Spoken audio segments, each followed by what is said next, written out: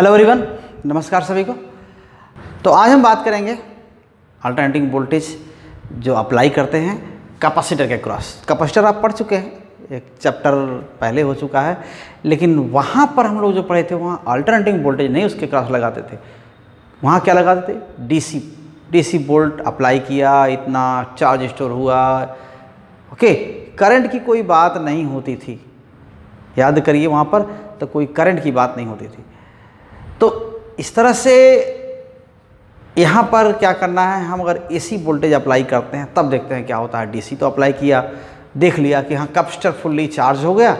Charge होने के बाद चार्ज तो गया ही होगा, कुछ देर तो फ्लो किया होगा तभी चार्ज हुआ कैपेसिटर, और कुछ करंट मोमेंटरी करंट रही होगी तभी ऐसा हुआ होगा। तो यहाँ पर क्या हो रहा है, वहाँ तो वोल्टेज एक ही है, कोई सेल या बैटरी है, अगर वो 3 वोल्ट की है, जैसे ही कनेक्ट करते हैं कैपेसिटर भी 3 वोल्ट पोटेंशियल डिफरेंस पर पहुँच जाएगा। तो जैसे जैसे वहाँ वोल्टेज पोटेंशियल ग्रो होगा, चार्जेस वहाँ इकट्ठा होंगे तभी ग्रो होगा। तो वैसे वैसे क्या होगा, आने वाले चार्जेस को अपोज करता है, अल्टीमेटली करंट 0 हो जाती है। यही वहाँ होता है।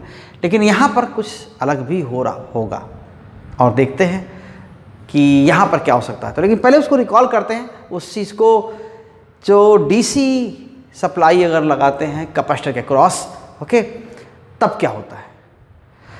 तो हम लोग स्टार्ट करें। इससे पहले आपसे रिक्वेस्ट है कि अगर आप चैनल पर नए हैं तो चैनल को सब्सक्राइब कर लीजिए अभी, और अगर पहले से चैनल से जुड़े हुए हैं तो वीडियो को शेयर करिए और लोग तक पहुँचाइए, और नए लोग प्लीज़ बेल आइकन जरूर दबाइए ताकि आगे आने वाले वीडियोज़ के नोटिफिकेशन आपको मिल जाए। आप वीडियो पूरा देखिए तभी फिजिक्स पढ़ने का आनंद आएगा। थोड़ा पेशेंस रख करके देखना पड़ेगा, और उसके बाद आप और लोगों को मोटिवेट कर सकते हैं। किसी तरह के चेंज का सुझाव अगर है तो भी हमारे यहाँ तक पहुँचाइए। तो चलते हैं, स्टार्ट करते हैं कि कैपेसिटर और उसको सप्लाई लगाते हैं वो तो क्या होता है। देखिए, अभी हम डीसी की बात कर लेते हैं। देखिए डीसी सोर्स क्या है, ये सेल है या ये बैटरी है, ठीक है। तो ऑलरेडी इसका कुछ वोल्ट है, और मान लेते हैं इसे 3 वोल्ट है, कुछ ऐसे इमेजिन कर लेते हैं 20 वोल्ट ही कहिए, आसानी से कहने के लिए जनरल बोल देते हैं। यहाँ एक कैपेसिटर है, ठीक, इसको कनेक्ट कर दिया, और यहाँ पर क्या हुआ, एक स्विच लगा दिया, और जैसे ही ऑन करेंगे क्या होगा, चार्जेस फ्लो करने लगेंगे। क्यों कि ये तो ये जुड़ा हुआ है सीधे यहाँ पर, ये पहले डिस्कनेक्ट था तो 0 पोटेंशियल था, जैसे ही जोड़ते हैं चार्ज फ्लो करने लगते हैं, और होगा क्या, चार्ज फ्लो करेंगे। क्योंकि अगर यहाँ पॉजिटिव है तो आप समझ सकते हैं कि ये पॉजिटिव चार्ज क्या होंगे, ये पॉजिटिव चार्ज जाएंगे इधर। तो इसके बाद यहाँ तो परमिटेड नहीं है उनको, इधर कोई इधर क्रॉस तो कर नहीं सकते। यहाँ डाइलेक्ट्रिक मीडियम होता है, नॉन कंडक्टिंग मीडियम होता है, और कोई इनको छूट नहीं होती कि यार पार चले जाए, तो ये चार्ज यहीं तक जाएंगे।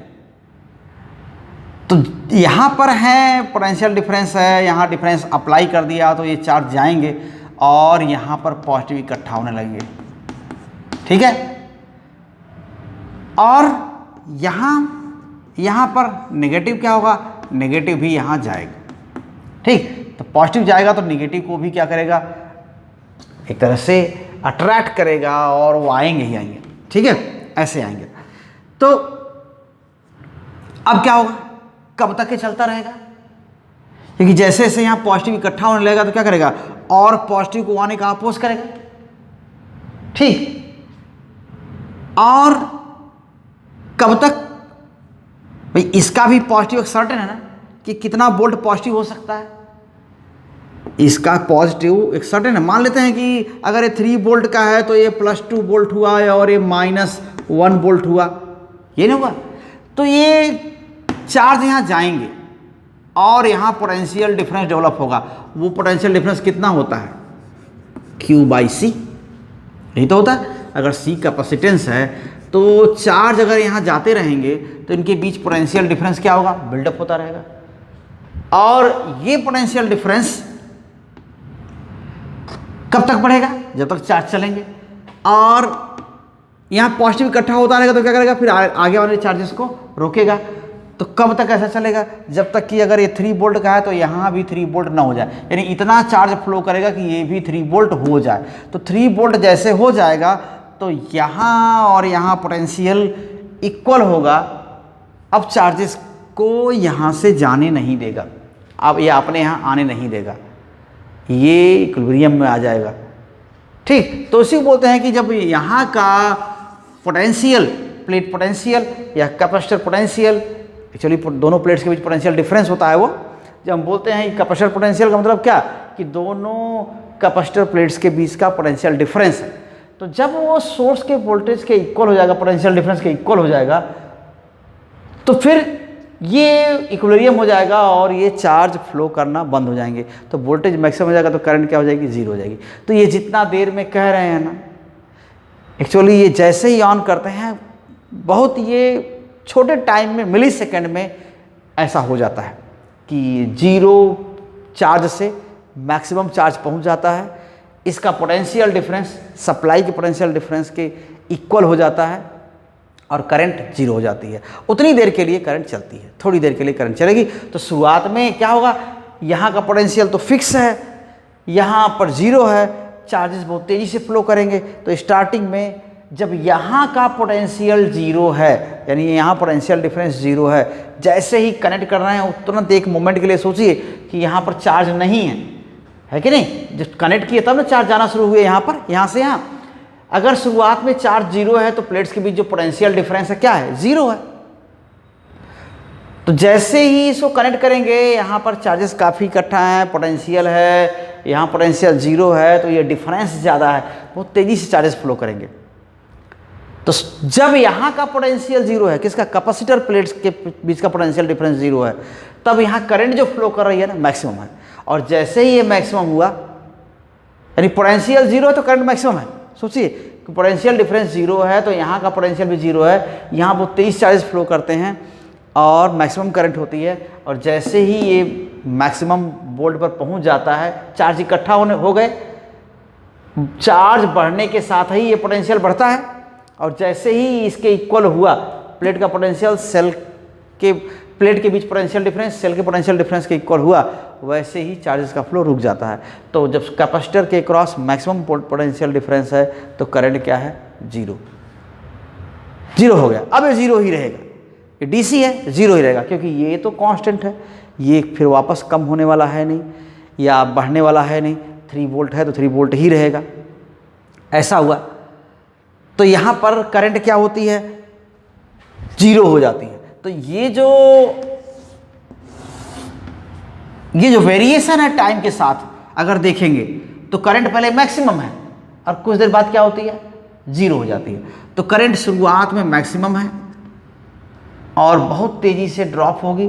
तो ये करंट कैसे ड्रॉप होगी, ये शुरुआत में बहुत तेज़ी से बढ़ रही करंट, तो ये ऐसे करंट होगी, है ये करंट कुछ यूँ, ये करंट है ऐसे और ये टाइम है, तो करंट ऐसे तेज़ी से इधर जाएगी और ये ज़ीरो हो जाएगी, फुल्ली चार्ज होने के बाद ज़ीरो। ठीक है, ऐसा। तो बहुत थोड़ा टाइम लगता है जबकि मैक्सिमम में चार्ज हो जाता है। तो इसी को हम बोलते हैं कि करंट, ये मैक्स चार्जिंग, ये चार्जिंग हो गई और इसकी चार्जिंग होने पर करंट फुल्ली चार्ज होगा तो करंट जीरो हो जाएगी। लेकिन क्या होगा अगर ये तो फुल्ली चार्ज हो गया, इसके बराबर हो गया। अब सोचिए ये सोर्स ऐसा है, इसका वापस जो वोल्ट है 3 वोल्ट है वो कम होने लगे, तब फिर क्या होगा, तो यहाँ का पॉजिटिव कम होगा ना, तो फिर जो यहाँ बड़ा पॉजिटिव है वो क्या हो जाएगा, रिटर्न होगा। यानी पहले चार्जेस ऐसे फ्लो किए थे अब वापस आएंगे, लेकिन तब होगा ऐसा ना जब ये चेंज होगा। डीसी में तो ये चेंज होने वाला नहीं है, ये एक बार जितना है उतना ही रहेगा और ये फुल्ली चार्ज हो जाएगा तो चार्ज हो जाएगा, करंट रुक जाएगी। लेकिन एसी में क्या होगा कि ये तो मैक्सिमम है, मान लीजिए जब मैक्सिमम है तो जब फिर कम होने लगेगा तो करंट वापस आएगी। तो इस चीज़ को ये ओबे करता है और एक मोमेंट में ऐसा चेंज होता है कि हाँ यहाँ पर जैसे हम इसको देखते हैं, इसको ज़्यादा कंपेयर करते हैं कि यहाँ का वोल्ट 0 है तो करंट मैक्सिमम है, यहाँ का वोल्ट मैक्सिमम है तो करंट 0 है, ठीक है। और जब ये कब कम होना शुरू हो जाएगा, जब ये भी कम होना शुरू हो जाएगा, ठीक। ये कब 0 होगा, जब ये भी 0 हो जाएगा। ये कब मैक्सिमम होगा, जब ये भी मैक्सिमम होगा, ठीक। तो जैसे भी मैक्सिमम पहुंचेगा करंट 0 के आसपास होगी, और जैसे ही 0 पहुंचेगा उसमें करंट क्या होगी, मैक्सिमम होगी, क्योंकि वो 0 बहुत जल्दी से पहुंचता है, तो 0 को क्रॉस बहुत जल्दी से करता है, उसमें करंट मैक्सिमम होती है। तो 0 वैल्यू बहुत कम देर के लिए होती है, मैक्सिमम थोड़ी देर के लिए होता है, लेकिन 0 वैल्यू को बहुत जल्दी से क्रॉस करता है। तो अब सोचिए कि अगर कांस्टेंट रहे तो करंट एक बार शुरुआत में मैक्सिमम होगी, बाद में 0 हो जाएगी थोड़ी देर में, और वापस से कम होने लगे तो करंट रिवर्स हो जाएगी, फिर ये बढ़ने लगे तो करंट फिर वैसे हो जाएगी, फिर एक कम होने लगे तो फिर करंट रिवर्स हो जाएगी। तो ऐसा ही अल्टरनेट करेगी करंट, और ऐसी चीज़ आपको एसी वोल्टेज अप्लाई करने पर दिखती है। तो आइए देख लेते हैं उधर। So when a DC source, when a DC source, okay, DC source is connected across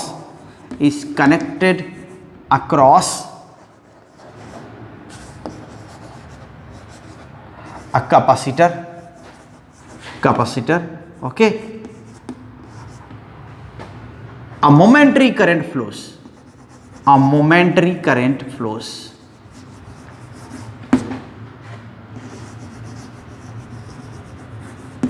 Momentary current flows, okay. और फिर क्या होता है, कैपेसिटर फुल्ली चार्ज होने के बाद करंट रुक जाती है, okay. This current stops when capacitor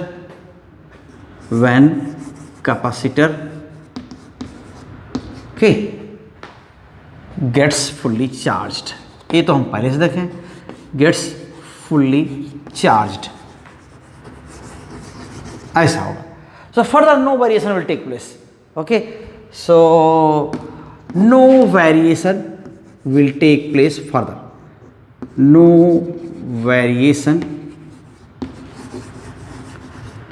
takes place further,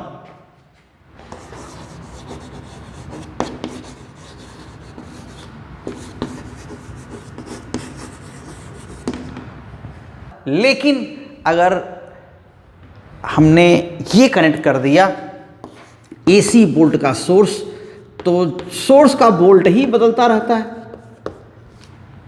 तो वहां पर क्या होगा, तो वहाँ तो ज़रूरी है कि हम वो वेरिएशन दिखाएं कि कुछ ना कुछ तो करंट भी लगातार चलेगी, ठीक है। So but when AC source, जो ऊपर लिखा हुआ no variation will takes place further, so कह सकते हैं it means capacitor blocks DC current, है ना, कैपेसिटर ब्लॉक्स डीसी करंट, है ना, इसको बोलते हैं डीसी करंट। तो डीसी करें ब्लॉक करता है, डीसी को बस ब्लॉक करता है, ठीक। But when AC voltage is applied,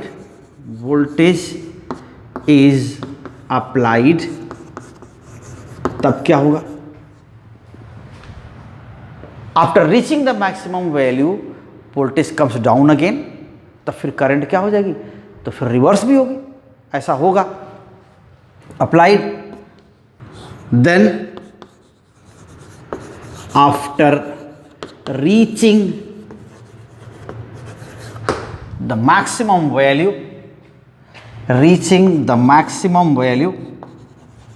okay, maximum value, it starts coming down,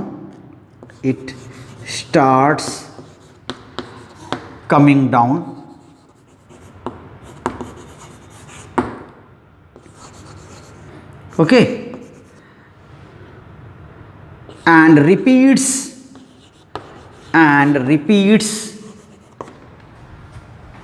its variation,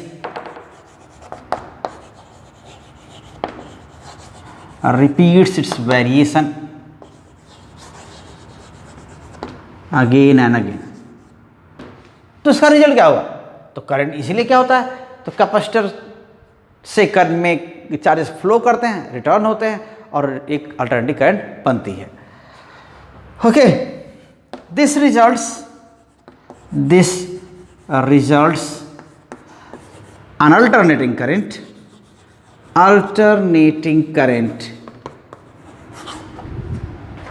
okay, कि बार बार ये वोल्टेज जीरो से मैक्सिमम होगा, मैक्सिमम से जीरो आएगा, अपोजिट डायरेक्शन में मैक्सिमम होगा, फिर वापस जीरो आएगा, फिर पॉजिटिव डायरेक्शन में मैक्सिमम होगा, फिर जीरो आएगा। तो ऐसे में क्या होगा, चार्जेस इधर फ्लो होंगे, फिर आएंगे, फिर फ्लो होंगे, ऐसे आते रहेंगे। तो एक अल्टरनेटिंग करंट बनती है। तो एसी को ये परमिट करता है, ब्लॉक नहीं करता, चलने देता है। So this results an alternating current through the capacitor,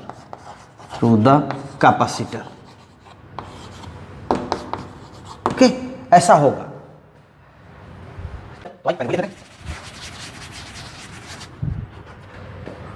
okay, so capacitor voltage और कैपेसिटर करंट ये देखना है ना। और कैपेसिटर वोल्टेज कितना होगा, जो ये है वही तो अप्लाई है ना, जो यहाँ वोल्ट है वही वोल्ट यहाँ होगा, वो आप जानते हैं। तो कैपेसिटर वोल्ट यहाँ पर है जितना, वही साथ साथ वेरी करेंगे, तो जो यहाँ है वही होगा। तो अप्लाइड वोल्टेज अगर यहाँ पर है कुछ इस तरह,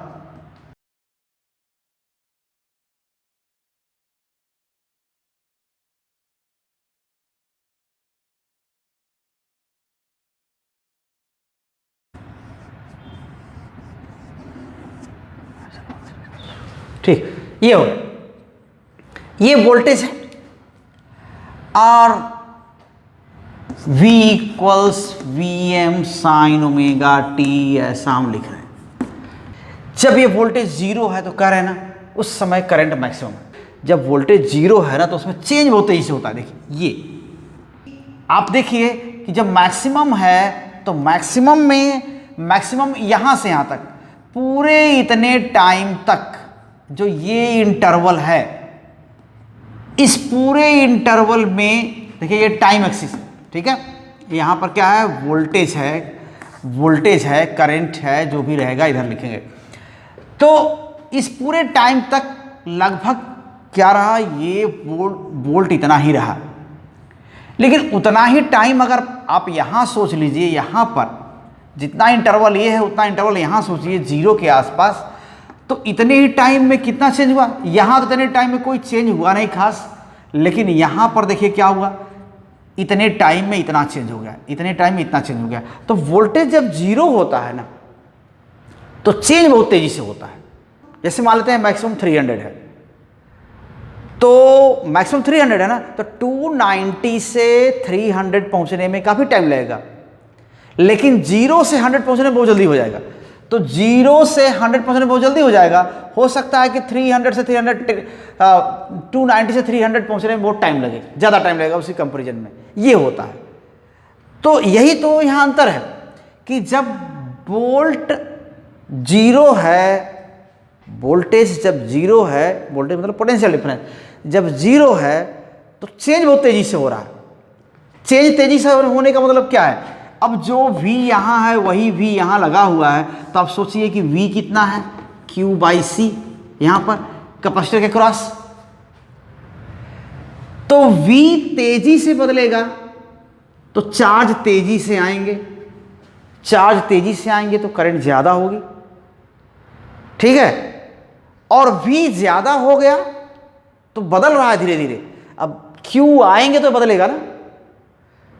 जो चेंज होगा वोल्ट में वो Q के चेंज होने से होगा ना। तो जब V मैक्सिमम की ओर पहुंच रहा है तो उसमें चेंज धीरे धीरे हो रहा है, तो यानी चार्ज धीरे धीरे आ रहे हैं। तो Q के आने से ही तो चेंज होना है V में। तो V धीरे धीरे चेंज होने लगेगा, तो चार्ज धीरे धीरे चलने लगेंगे, यानी करंट कम हो जाएगी।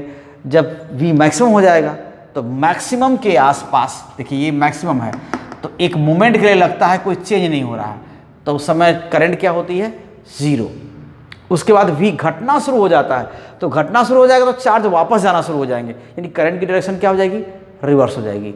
तो मैक्सिमम चार्ज होने के बाद फिर वोल्ट क्या हो रहा है, डाउन होना शुरू हो रहा है। देखिए मैक्सिमम चार्ज हो गया ना, तो फिर वोल्ट क्या हो रहा है, डाउन होना शुरू हो रहा है। तो डाउन होने का मतलब क्या हुआ कि Q घटने लगे, पहले बढ़ रहा है तो Q बढ़ रहा था, अब Q कम होने लगा, तो Q कम होने लगा तो फिर यानी कम कैसे होगा, इधर तो जाएगा नहीं, रिटर्न ही तो होगा ना, यहाँ इधर नहीं जाएगा, इधर ही तो आएगा। तो पहले यहाँ से जा गया था तो बढ़ रहा था, अब क्या हुआ, अब मैक्सिमम होने के बाद जब घट रहा है, तो घटने के बाद घट रहा है तो कहाँ जा रहा है, वापस आ रहा है, तो करंट की डायरेक्शन रिवर्स हो गई।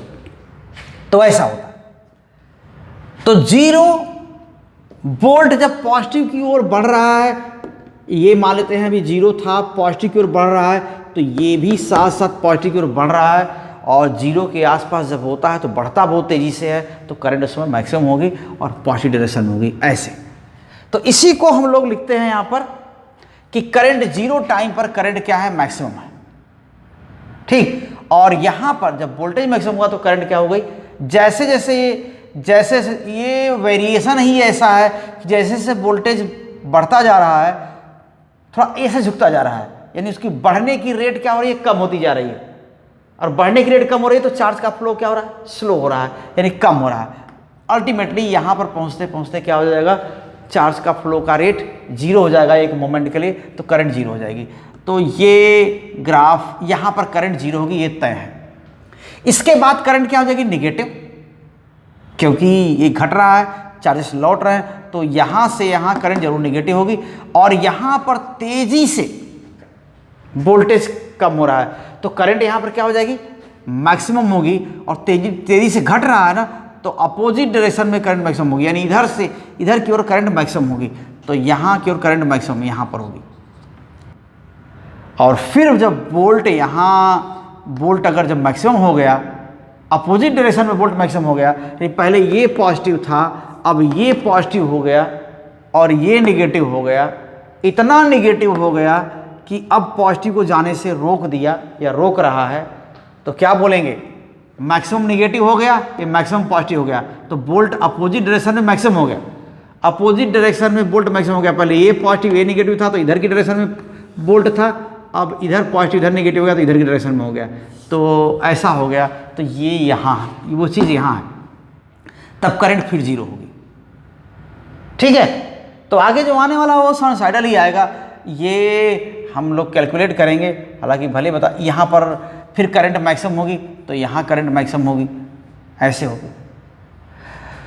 तो जो आगे होने वाला है अभी ड्रा कर दे रहे हैं, भले हालांकि ठीक तो नहीं है ऐसे ड्रा करना, जब रिजल्ट से पहले ही आप करंट ऐसे ड्रा कर दें तो वो भी ठीक नहीं लगता, लेकिन चूंकि इतना बता दिए तो आप कर सकते हैं। तो ये यहाँ पर ऐसे आएगा करंट, फिर ऐसे, तो ये करंट, ठीक है, आई। तो जो भी होगा रिलेशन, अभी हम V को VM sin omega t apply किए हैं, आई जैसा आएगा देखेंगे, कितना आगे या कितना पीछे है, वैल्यू क्या है वो देखा जाएगा। और ये जो टाइम है, ये T इक्वल्स कैपिटल T, ये क्या है, T इक्वल्स T/2, और ऐसे ही T इक्वल्स 0, ये टाइम एक्सिस है। बाकी तो ये देखिए क्या हो जाएगा, यहाँ T/2 है तो ये क्या होगा, टाइम T इक्वल्स T/4, यहाँ पर क्या है, T इक्वल्स 3T/4, ठीक है। यहाँ पर क्या हो जाएगा, T इक्वल्स 5T/4, ऐसा। तो ये टाइम हो।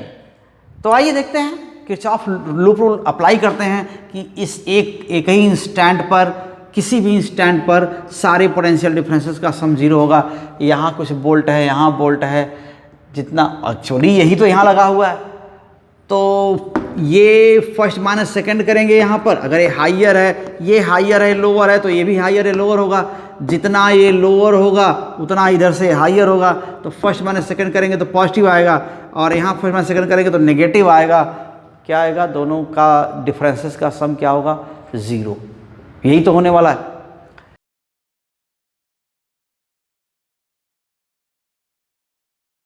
मान लेते हैं इंस्टेंटेनियस वोल्टेज क्या है, यहाँ पर ये तो अप्लाइड है V है, यहाँ इसके क्रॉस क्या है VC है, यहाँ से यहाँ वोल्ट क्या है VC, ठीक है VC। तो VC और ये क्या है, इधर से आएंगे तो -V, ठीक है। ये हाइयर अगर लोअर है जो भी होगा, लेकिन हम जैसा सोच रहे हैं उसके हिसाब से ये हाइयर होगा तो ये भी हाइयर होगा, और ये लोअर होगा तो ये भी लोअर होगा। तो किरचॉफ लूप रूल अप्लाई करेंगे तो क्या हो जाएगा, okay. So applying Kirchhoff's loop rule in the circuit,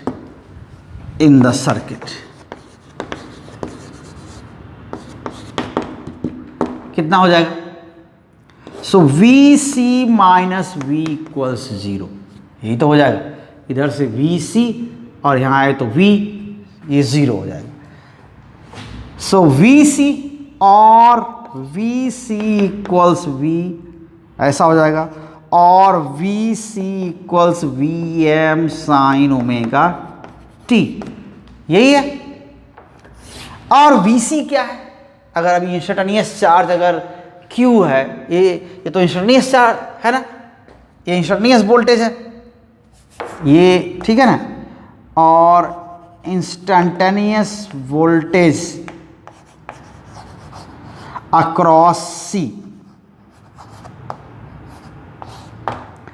capacitor, ये हो जाएगा।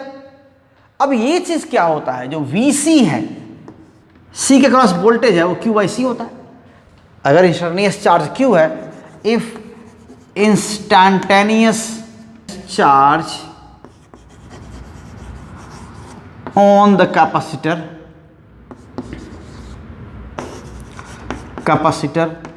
प्लेट्स is Q, then क्या लिखते हैं ये, VC इक्वल्स Q/C। C क्या है, capacitance, okay. So C is capacitance of the capacitor. तब फिर क्या लिख सकते हैं, तो यही Q/C, यही ना VC की जगह लिख सकते हैं। Then this implies that Q/C equals VM sine omega t, ये हो जाएगा। तो अब क्या होगा, और Q equals CVM sign omega t। तो ये क्या है, टाइम वेरिंग चार्ज है, टाइम के साथ बदल रहा है ना। देखिए साइन की वैल्यू टाइम के साथ बदलेगी तो साइनसाइडली वेरिंग चार्ज है, ये भी जो चार्ज की वैल्यू भी साइनसाइडली बदल रही है। तो चार्ज की वैल्यू यहाँ बदल रही है, इसका मतलब चार्ज कहीं से आ रहे हैं और कहीं जा रहे हैं, फिर आ रहे हैं फिर जा रहे हैं, ऐसा हो रहा होगा। क्योंकि साइनसाइडल बदलने का मतलब क्या होता है, एक बार घटना बढ़ना, निगेटिव पॉजिटिव होना, तो बार बार यहाँ चार्ज क्या होंगे, अब रिपीट करेंगे अपने आप को। तो साइनसाइडल फंक्शन क्या है, रिपीटिंग फंक्शन है, ओके। सो जब भी चार्ज आएंगे जाएंगे आएंगे जाएंगे ऐसा होगा, तभी ये वेरिएशन मिलेगा हमको। पॉजिटिव नेगेटिव बार बार होगा, तो चार्ज आएंगे भी जाएंगे फिर जाएंगे फिर जाएंगे, ये अपने आप को रिपीट करेंगे, तभी ऐसा होगा। So this is sinusoidal variation, okay. This implies that amount of charge is varying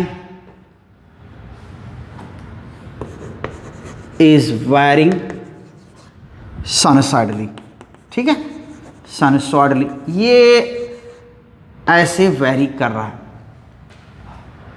which results in alternating current, which results in alternating current।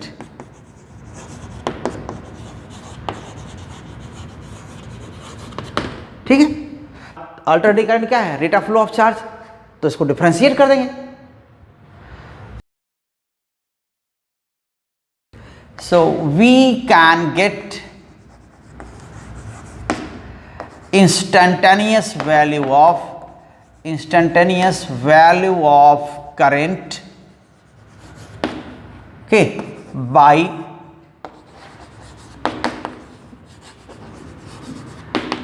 differentiating charge, by differentiating charge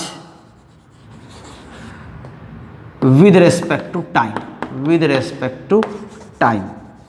ठीक है, तब क्या हो जाएगा, instantaneous current I equals D d t of Q, ये हो जाएगा। तो डिफरेंशिएट करेंगे तो क्या मिल जाएगा, देखिए, और d d t of C V M sine omega t, तो ये मिल जाएगा आपको। साइन का डिफरेंशियल कोफिशिएंट कोसाइन होता है, तो ये आपको सी और वी एम कॉन्स्टेंट है, सी और वी एम कॉन्स्टेंट है, तो सी वी एम ओमेगा और कॉस ओमेगा टी, ये डिफरेंशियल कोफिशिएंट आएगा। हम बहुत बार डिफरेंशियल कोफिशिएंट आपको बता चुके हैं, इसलिए अब ये ओमेगा फिर कहाँ से आया ये बताने के लिए अब ठीक नहीं होगा, क्योंकि कई बार बताया जा चुका है आपको ये सब चीज़ें।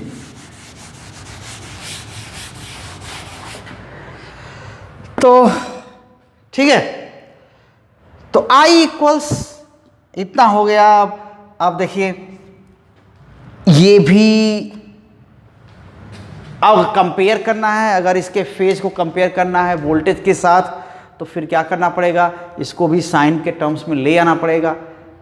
तो यहाँ पर दोनों चीज़ें होती हैं, sine, okay, sine 90 minus theta equals cos theta, ये भी होता है, ठीक है, और साइन 90 प्लस थीटा, थीटा मतलब यहाँ ओमेगा टी है, ठीक है, तो ये भी कॉस थीटा होता है। हम साइन में लिखना चाह रहे हैं, किसी तरह का ये वाला साइन यहाँ एडजस्ट नहीं करना है, तो होना क्या चाहिए, हमें sign omega t plus minus कुछ मिलाना है, ये होना चाहिए plus he.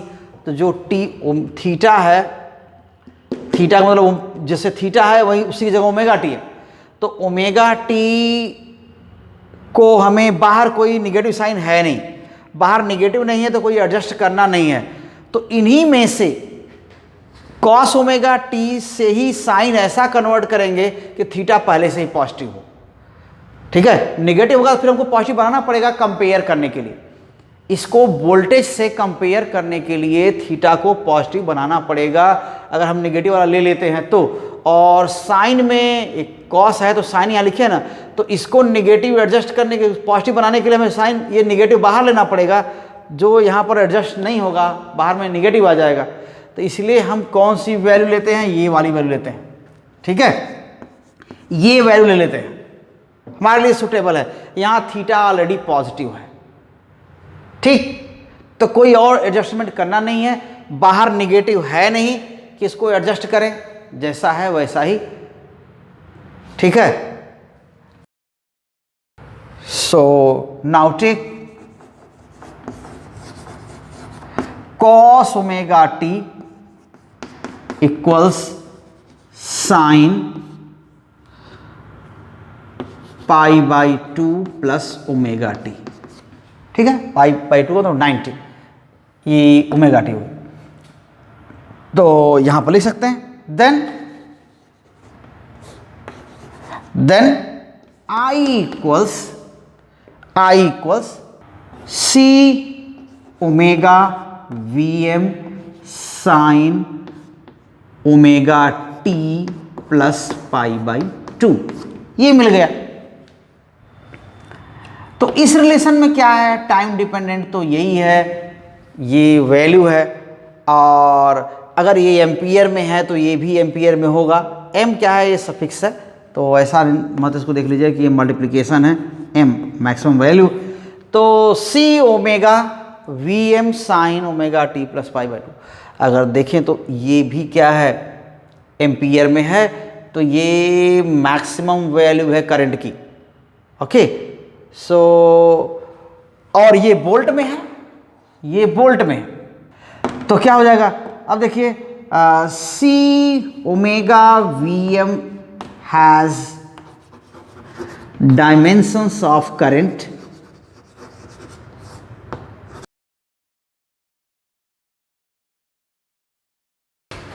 Dimensions of current, ऐसा होगा, which represents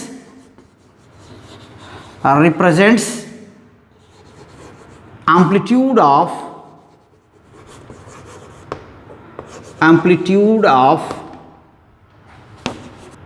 resulting current, that is Im equals C omega Vm, Im। तो इसका मतलब क्या हुआ कि जो करंट मिला हमको, so this implies that I equals Im sin omega t plus pi by 2। तो वोल्टेज अप्लाइड क्या था, अप्लाइड वोल्टेज का फेज ओमेगा टी था और करंट का फेज क्या हो गया, प्लस पाई बाई 2। यानी पहले ही t इक्वल 0 पर वोल्टेज का फेज क्या था, 0। t इक्वल 0 पर देखिए, t इक्वल 0 देंगे तो साइन 0 क्या हो जाएगा, 0 हो जाएगा। तो वोल्टेज का फेज 0 था t इक्वल 0 पर, लेकिन t इक्वल 0 पर करंट का फेज क्या था, पाई बाय 2। यानी ऑलरेडी वो क्या हो चुका था, वेरी हो चुका था। तो इसीलिए बोलते हैं करंट का क्रेस्ट पहले आ गया। इस वेरिएशन में करंट का क्रेस्ट पहले आ गया। ये अगर 0 से ही वोल्ट ऑन हुआ, 0 वैल्यू के साथ ऑन हुआ, तो करंट मैक्सिमम के साथ हुआ है। तो करंट का क्रेस्ट इस वेरिएशन में पहले आ गया। तो इसलिए बोलते हैं कि करंट क्या है, वोल्टेज से अहेड है। कितना, पाई बाई 2, ठीक है ना, पाई बाई 2 अहेड है। ठीक, यहां से कि ये वैल्यू क्या है, ये वैल्यू पाई बाई 2 है ना, या टी बाई 4 बोलते हैं इसको टाइम के हिसाब से। तो टी ये यहाँ अगर साथ में होता तो ये पॉइंट यहाँ होता, तब क्रेस्ट साथ होते, लेकिन ये पाई बाई 2 पहले आ गया क्रेस्ट। ओके, तो ये clearly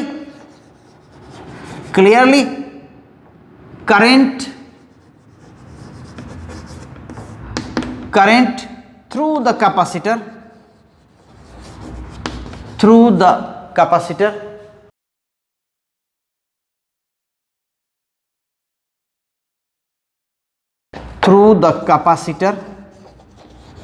okay, is ahead of voltage across it,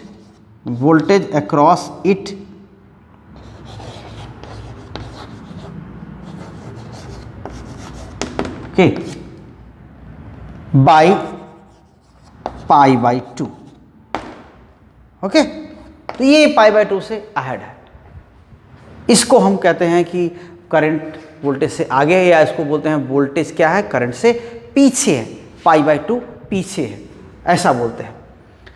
और इसके बाद और फर्दर देखते हैं क्या आ रहा है। तो इनका फेजर भी हम ड्रॉ कर सकते हैं, और ये वैल्यू फिर से, okay, so capacitive reactance,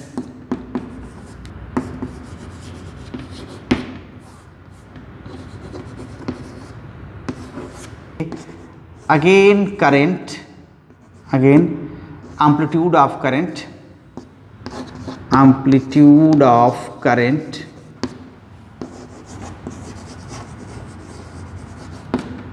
Im equals C omega Vm, और Im equals Vm upon 1 upon omega C, ऐसा हो जाएगा ना, ये लिख सकते हैं, ठीक है। तो Vm वोल्ट में हम जानते हैं, और वोल्ट अपॉन ओम ये क्या होता है, एम्पियर होता है। तो ये 1 अपॉन ओमेगा C है। ये क्या है, इसकी डायमेंशंस क्या है, रेजिस्टेंस की डायमेंशंस हैं। तो डेफिनेटली ये सब मिलकर क्या कर रहा होगा, करंट के लिए अपोजिशन ऑफर करता है, क्योंकि डायमेंशन सेम है तो जान लीजिए कि नेचर भी वैसी ही है। अब रेजिस्टेंस की नेचर कैसी है, अपोज करने की है, तो फिर वहाँ से हम इसको ले सकते हैं कि यहाँ पर Vm वोल्ट में है, Vm is in volts, okay, so clearly 1 upon omega c has unit ohm, ठीक है। और क्या है ये, dimensions of resistance, dimensions of resistance, ठीक। सो क्या करता है ये, चार्जेस की फ्लो में अपोजिशन ऑफर करता है। So existence of this thing, okay, the value, okay, so existence of 1 upon omega c offers opposition to current, opposition to current, इसीलिए इसको क्या बोलते हैं, कैपेसिटिव रिएक्टेंस कहते हैं, इसीलिए इसको बोलते हैं capacitive reactance. So 1 upon omega c is called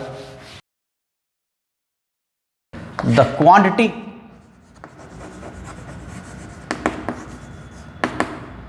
expressed as 1 upon omega c is called capacitive reactance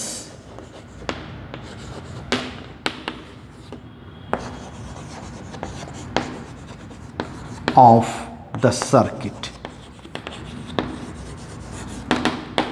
ठीक है। सो कैपेसिटिव रिएक्टेंस सर्किट का ये हो गया, और इसको डिनोट करते हैं XC से। It is denoted by XC, okay. तो XC equals 1 upon omega c। तो ये अपोजिशन क्या होगा, सोर्स की फ्रीक्वेंसी पर डिपेंड करेगा और कैपेसिटेंस की वैल्यू भी डिपेंड करेगा।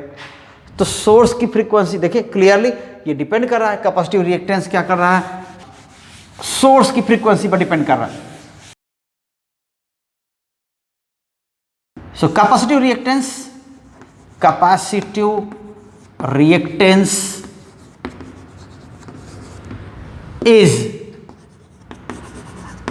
inversely related to frequency of source,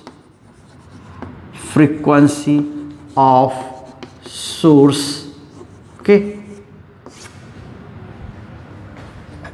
for the given capacitor, okay, तो इन द गिवन सर्किट, तो गिवन सर्किट मतलब कैपेसिटर भी दिया हुआ है, in the given circuit, okay, ये हो। तो इस सर्किट में ये इन्वर्सली रिलेटेड है, ऐसा दिख रहा है। और इसको आप ग्राफ ड्रॉ कर, तो इसमें क्या होगा, अगर फ्रीक्वेंसी हाई होगी तो बहुत कम होगा ना, फ्रीक्वेंसी हाई होगी तो बहुत कम रिएक्टेंस होगा, कम अपोजिशन ऑफर करेगा। So with higher frequency, so for higher frequency sources,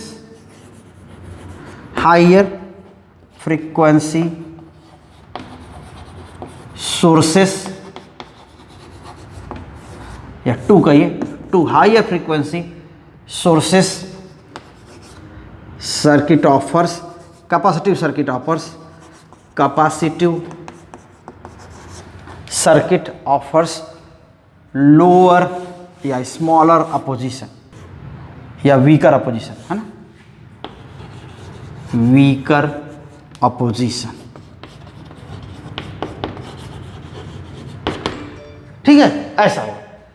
और इसके लिए जो लो फ्रीक्वेंसी होगी, डीसी की फ्रीक्वेंसी क्या होती है, 0, इसलिए उसको ब्लॉक करता है, इनफाइनाइट रिएक्टेंस ऑफर करता है।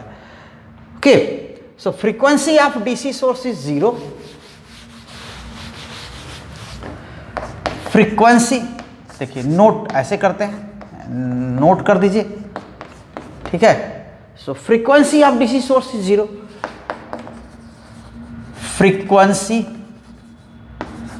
Of DC source is 0.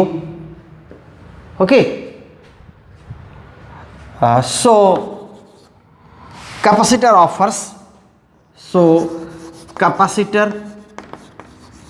offers, you can say infinite opposition या reactance, infinite reactance, react करा ना, infinite reactance to current and blocks it, okay? इसको ब्लॉक कर देता है। ये ग्राफ अगर आप उसको प्लॉट कर दें,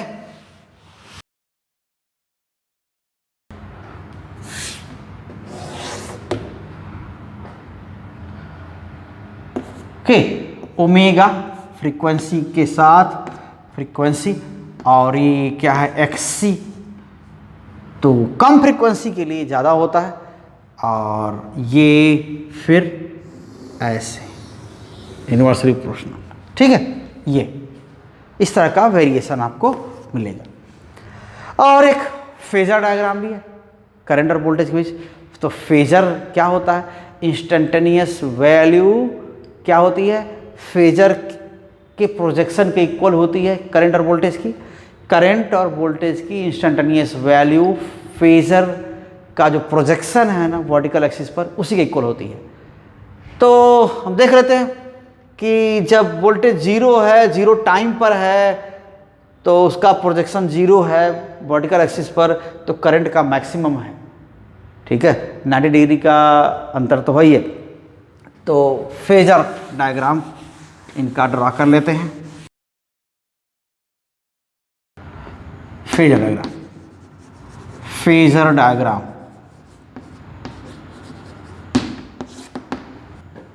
करंट का फेजर करना आगे है, अहेड है कितना, 90 डिग्री। तो आप ऐसे भी ड्रॉ कर सकते हैं वोल्टेज, ये वोल्टेज फेजर है VC, और करंट फेजर क्या है,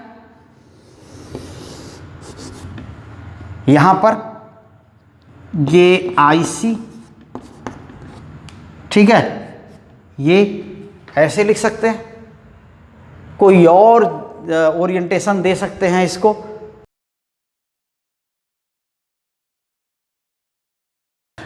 आपकी मर्जी। ये ऐसा कर दीजिए, वोल्टेज यहाँ पर,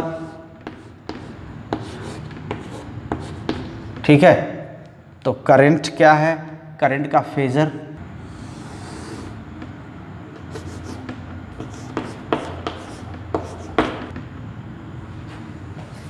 डायग्राम और भी देखते रहिएगा। इसको जहाँ भी वोल्टेज को यहाँ कर ले तो करंट इधर हो जाएगा, तो ये चलेगा। जैसे भी आप बस आगे होना चाहिए, वो करंट और वोल्टेज के बीच 90 डिग्री यानी π/2 का एंगल होना चाहिए फेजर्स के बीच। तो यही हो गया।